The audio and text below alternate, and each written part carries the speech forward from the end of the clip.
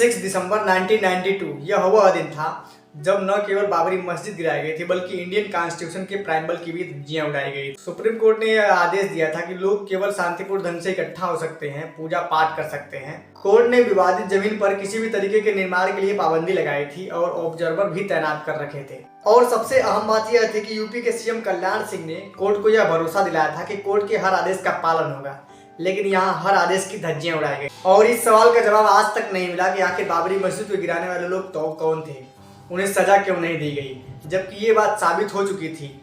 पूरा देश ने देखा था कि आखिर बाबरी मस्जिद को कैसे गिराया गया। अयोध्या में राम मंदिर बनकर तैयार है। 22 जनवरी को मंदिर की प्राण प्रतिष्ठा भी होनी है।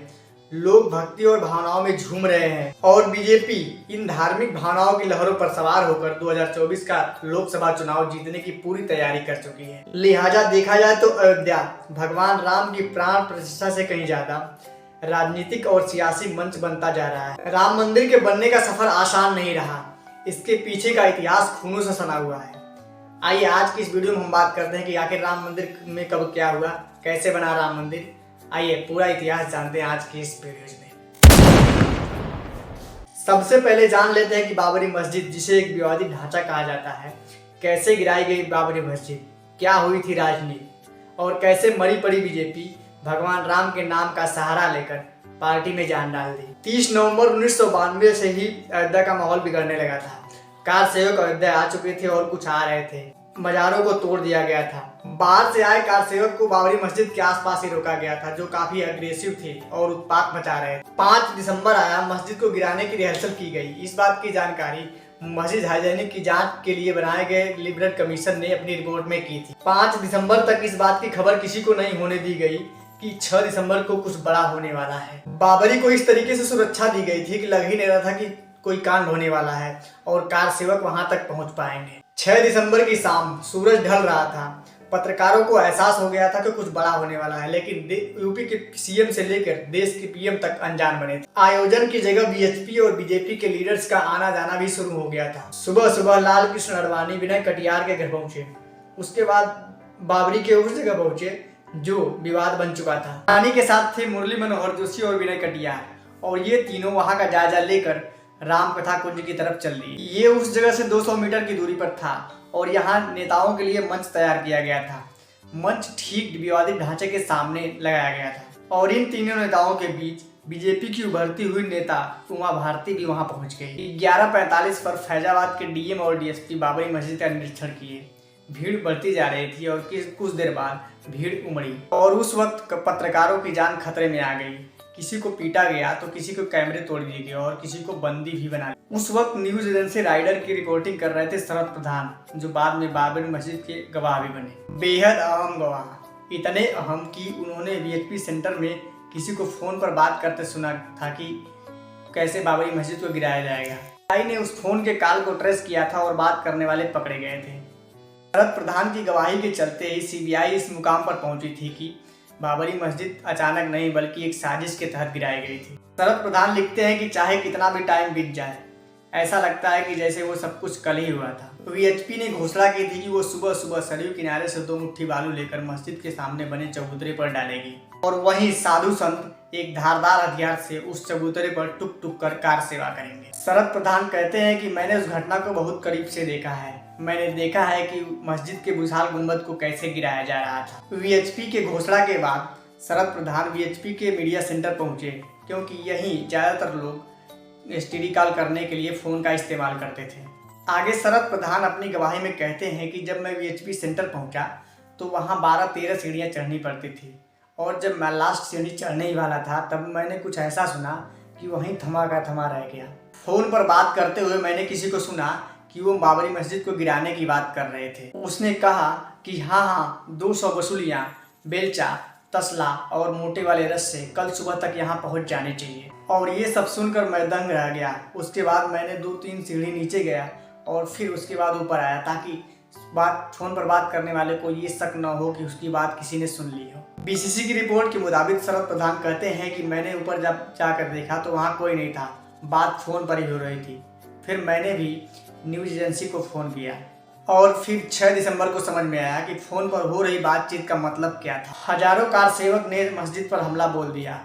जमीन से ऊपर दीवार बहुत मोटी थी, तकरीबन 2.5 फीट मोटी। कार सेवकों ने दोनों तरफ से झिरी काटना शुरू कर दिया। मानो ऐसा लग रहा था कि मानो सब अपने काम में एक्सपर्ट हैं। झिरी काटने के बाद दीवार पतली हो गई। तभी उन्हीं में से कुछ लोग छेद करना शुरू कर दिए। छेद होने के बाद छेद में रस्से डालकर खींचने लगे और ढांचा एक तरफ लटक गया। लटकने के बाद उसमें रस्सी डालकर नीचे लटका दिए गए। लटकाने के बाद नीचे खड़े हजारों लोग उसे खींचने लगे और एक नारा गूंजने लगा, एक धक्का और दो, बाबरी को तोड़ दो। और इस तरह एक गुंबद गिरा दिया गया। पुलिस खड़ी देखती रही, कहीं जोर जबरदस्ती देखने को नहीं मिली। कार सेवक काम करने में लगे थे। पूर्व बीसीसीआई संवाददाता रामदत्त त्रिपाठी के मुताबिक उस दिन वो मानस भवन की धर्मशाला के छत पर, वहां से मस्जिद बिल्कुल सामने थी। तब यूपी की बीजेपी गवर्नमेंट ने सुप्रीम कोर्ट को यह गारंटी दिया कि मस्जिद को कोई हानि नहीं पहुंचेगी। और जज तेज शंकर भी 5 दिसंबर की शाम तक सारी व्यवस्था से संतुष्ट थे। कल्याण सरकार ने यह आदेश जारी कर दिया था कि यूपी पुलिस खुद तो गोली चलाएगी नहीं, न ही सीआरपीएफ और सेना का इस्तेमाल करेगी। मैंने अधिकारियों से साफ कह दिया था कि जो करना हो सो उपाय योजना कीजिए ढांचे की सुरक्षा के लिए, क्योंकि हमने वादा किया। लेकिन एक मैंने कह दिया था, मैंने कि लाखों कार सेवक मौजूद हैं, उन पर गोली नहीं चलेगी, ये मेरा आदेश था। और इसमें अधिकारियों का कोई कसूर नहीं है। अधिकारियों ने मेरे आदेश का पालन किया कि गोली नहीं चलेगी। क्यों? कि गोली अगर मैं चलवा देता तो हजारों लोग मारे जाते, स्टैम्पीड में मारे जाते, गोली से मारे जाते। और इससे कार सेवकों के हौसले और बुलंद थे। उनका नारा था कि अभी नहीं तो कभी नहीं। करीब 11 बजे बीजेपी के बड़े नेता आए। तभी अफरा तफरी अचानक शुरू हो गई। सिर पर पीली पट्टी बांधे आरएसएस के कार्यकर्ताओं ने लाठियां भाजना शुरू कर दिया। जय श्री राम के नारे लगने लगे और मस्जिद पर हमला बोल दिया गया। राम कथा कुंज में बने मंच से बीजेपी और आरएसएस के बड़े नेताओं की अपील का कार सेवकों पर कोई असर नहीं पड़ा। इस बीच कुछ कार सेवकों ने टेलीफोन के तार तोड़ दिए और पत्रकारों को फोटो खींचने से मना करने लगे। पत्रकार डरे हुए थे। मस्जिद गिराई जा रही थी। पुलिस हथियार डाल खड़े तमाशा देख रही थी और मस्जिद को गिरा दिया गया। पुलिस उनको बिल्कुल भी रोकती नजर नहीं आई। भीड़ बढ़ती जा रही थी। वे प्रेस वालों को भी पीट रहे थे। कैमरे तोड़ दिया जा रहा था। मैं खबर को लंदन पहुंचाने के लिए एक डाकघर में पहुंचा। वहां एक फोन बूथ था। मैंने वहां से लंदन फोन किया और कहा कि वो मस्जिद तोड़ रहे हैं।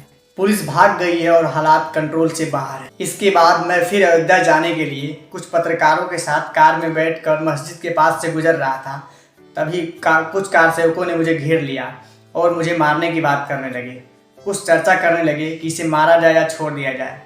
तभी उसमें से किसी ने कहा कि ये फेमस है, इसे मारना ठीक नहीं होगा। आखिरकार उन्होंने मंदिर के धर्मशाला वाले हिस्से में ले जाकर हमें एक कमरे में बंद कर दिया। फिर एसडीएम रैंक का अधिकारी वहां आया और जब उसे पता चला कि मुझे कैद किया गया है तब वो मंदिर के महंत से कहकर मुझे बाहर निकलवाया और सीआरपीएफ की लॉरी में बिठाकर बाहर निकाला। बाबरी को गिराने के दौरान जो कुछ भी हुआ उसे जानने के बाद कोई शक ही नहीं है कि वो सोची समझी साजिश थी।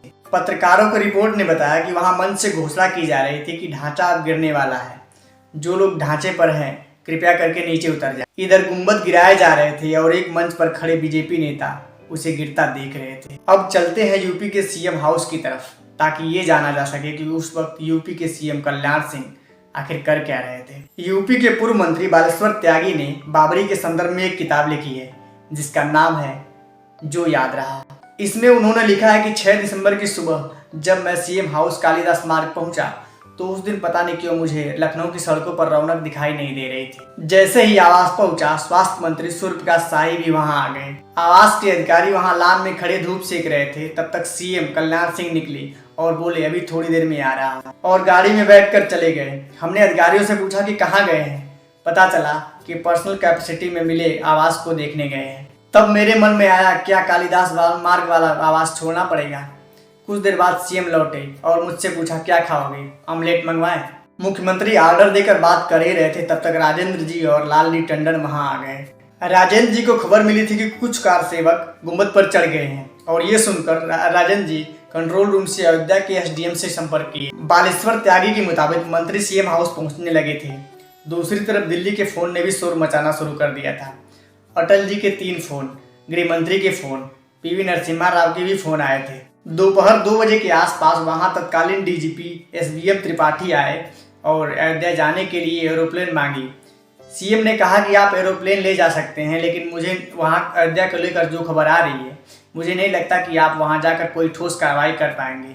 मेरी माने तो यहीं से आदेश जारी कर दें। अब सबके बीच इस बात पर विचार होने लगा कि भीड़ को कंट्रोल करने के लिए क्या कार्रवाई की जाए। सीएम कल्याण सिंह ने कहा कि किसी भी कीमत पर गोली नहीं चलनी चाहिए, बाकी जो भी कार्रवाई हो भीड़ को कंट्रोल करने के लिए वो की जाए। सीएम ने कहा कि मेरे फैसले से आप लोगों को बाद में परेशानी का सामना न करना पड़े, इसलिए आप लोग आदेश को लिखित में ले लीजिए। मैंने अधिकारियों से साफ कह दिया था कि जो करना हो सो उपाय योजना कीजिए ढांचे की सुरक्षा के लिए, जो हमने वादा किया। लेकिन एक मैंने कह दिया था, मैंने कि लाखों कार से वो मौजूद हैं, उन पर गोली नहीं चलेगी, ये मेरा आदेश था। और इसमें अधिकारियों का कोई कसूर नहीं है। अधिकारियों ने मेरे आदेश का पालन किया कि गोली नहीं चलेगी। क्यों? कि गोली अगर मैं चलवा देता तो हजारों लोग मारे जाते, स्टैम्पीड में मारे जाते, गोली से मारे जाते। अयोध्या में मौजूद अधिकारियों की दशा भी कुछ इस कदर थी कि पता नहीं गिरफ्तार होंगे या फिर बर्खास्त। पहला गुंबद गिरने की खबर आई, दूसरा गुंबद गिरा, फिर इस बात पर विचार होने लगे कि मंत्रिमंडल के त्यागपत्र पर कारण क्या लिखा जाए। अब जरा एक नजर दिल्ली पर डाल लेते हैं कि उस वक्त सेंट्रल गवर्नमेंट क्या कर रही है। उस वक्त पीएम थे नरसिम्हा राव। उन पर आरोप लगे कि उन्होंने मस्जिद को टूटने से बचाने के लिए कुछ नहीं किया, बल्कि घंटों पूजा पर बैठे थे और उन्होंने ये भी हिदायत दे रखी थी उन्हें कोई डिस्टर्ब नहीं करे। लेकिन पीवी नरसिम्हा राव ने एक किताब लिखी, अयोध्या 6 दिसंबर 1992। इसमें उन्होंने लिखा है कि यूपी के राज्यपाल की ये जिम्मेदारी थी कि वो केंद्र सरकार को सही स्थिति बताते, तभी तो राष्ट्रपति शासन लगाने जैसा अहम कदम उठाया जा सकता था। आगे उन्होंने लिखा है कि 6 दिसंबर 1992 से एक हफ्ता पहले राज्यपाल की रिपोर्ट ने बताया कि बड़ी संख्या में कार सेवक अयोध्या पहुंच रहे हैं, हालात शांतिपूर्ण है और कानून व्यवस्था को कोई खतरा नहीं है। राज्यपाल के नाम त्यागपत्र लिखे गए, कल्याण सिंह ने हस्ताक्षर किए। इस बीच तीसरा गुंबद गिराने की भी खबर आ गई।